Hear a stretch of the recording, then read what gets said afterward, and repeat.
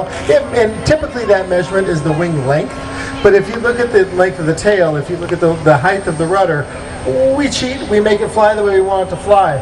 In the air up there, you see one of those flying beer coolers that I call. It's actually much more than that. That's made out of Depron foam. Gary Long's flying it. One of the examples of the things you can do with electrics. But that's what you call a profile plane because it doesn't have the round fuselage. It's just got a flat fuselage, which is the profile.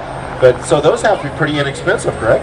Yeah, the actual plane itself, I mean, that's a little bit larger one, so, and I'm just guessing here, somewhere around the $50 mark. The expensive part when you get in that is the electronics.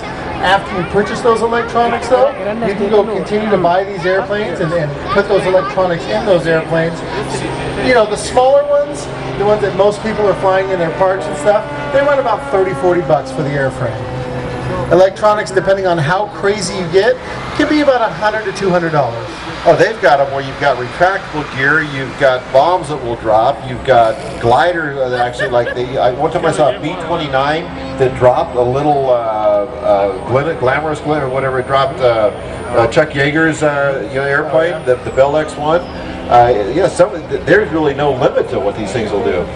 Yeah, and honestly, in the last couple of years, technology with radios and electronics has come so far that, I mean, the sky's the limit is what we can do. When I first got my first radio, well, I got it as an RTF and it was 4-channel, and that's great, right? RTF being ready to fly. And then then I decided I was going to buy another radio, and I bought an 8-channel radio. And the thought in my head was, never, ever will I use 8 channels. Well, then I built a P-38 that had brakes, that had gear doors, it had bomb drops, it had all of these things. Guess what? You go through 8 channel. Not enough, is it? No, the next channel I want to get is actually 16 channel, and they're actually using up 16 channel on some of the jets. Wow. Very amazing. So it looks like they're bringing it in. That up there is an example of a trainer-style airplane that you might start out with. High-wing airplane, very forgiving, very easy to learn how